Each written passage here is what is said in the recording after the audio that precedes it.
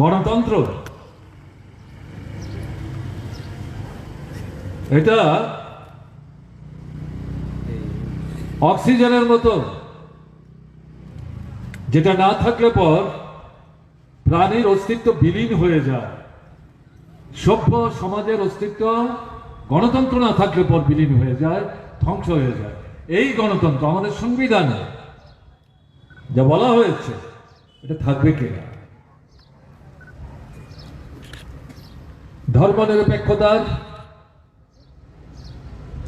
যে মতাদর্শ যা আমাদের সংবিধানের মধ্যে প্রতিফলিত হয়েছে,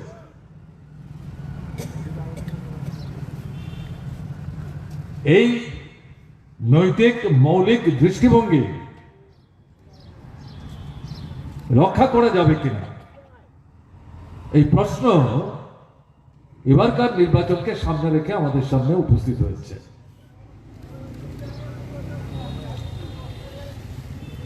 কারণ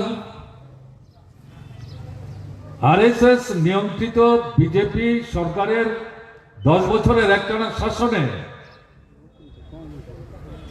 যে নীতি, যে দৃষ্টিভঙ্গি, কার্যক্রম নিয়ে বিজেপি সরকার চলবার চেষ্টা করছে, তার ফলশ্রুতিতে এই প্রসঙ্গগুলো আমাদের সামনে এসে উপস্থিত হয়েছে। তার সাথে আরো প্রশ্ন, মানুষ হিসেবে ধর্ম, বর্ণ, সম্প্রদায় নির্বিশেষে সম্মান নিয়ে,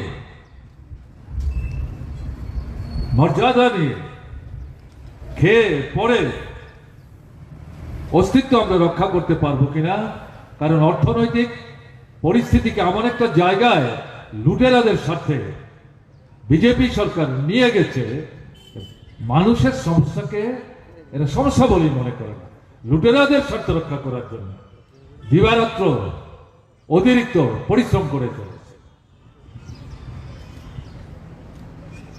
এই যে মৌলিক বিষয়গুলো, এগুলো নির্ধারিত হবে, নির্ণীত হবে এবারকার লোকসভা নির্বাচনের ফলাফলের মধ্য দিয়ে।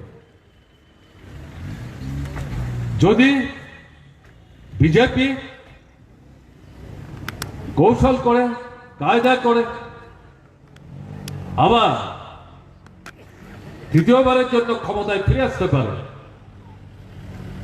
তাহলে যে মূল বিষয়গুলো আপনাদের সামনে আমি উপস্থিত করার চেষ্টা করলাম, এগুলো ধ্বংস হয়ে গেল।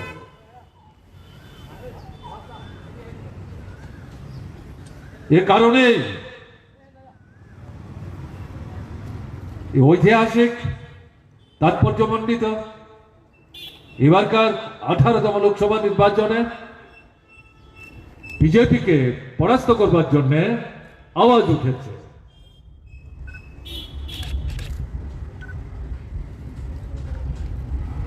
গণতন্ত্রের মূল কথা, মানুষ স্বাধীনভাবে দল, মত, জাতি, ধর্ম, বর্ণ নির্বিশেষে মনের ভাব প্রকাশ করবেন, ব্যক্ত করবেন, সমালোচনার অধিকার ভোগ করবেন। রাষ্ট্রের যারা ধারক বাহক,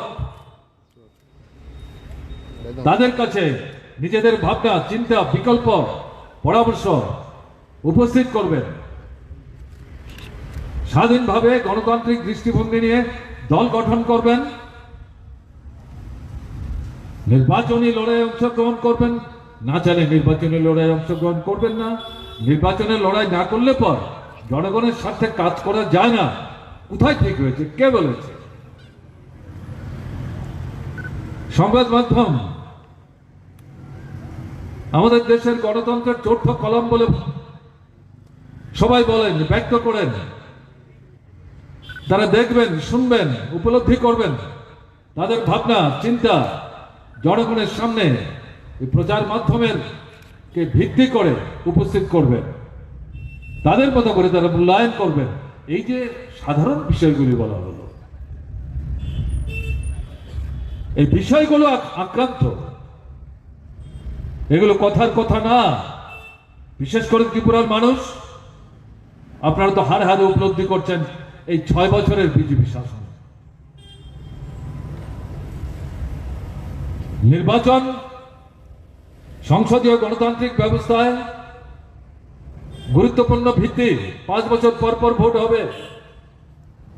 এই নির্বাচন যাতে নিরপেক্ষ দৃষ্টিভঙ্গি নিয়ে একটি প্রতিষ্ঠান পরিচালনা করতে পারে, নিয়ন্ত্রণ করতে পারে, সরকারের নির্দেশে না চলে স্বাধীন মুক্ত বিহঙ্গের মতো, তার জন্য আমাদের সংবিধান এই নির্বাচন কমিশনকে স্বাতন্ত্র্য রক্ষা করে নির্বাচন পরিচালনার প্রশ্নে কতগুলো অধিকার দিয়েছে।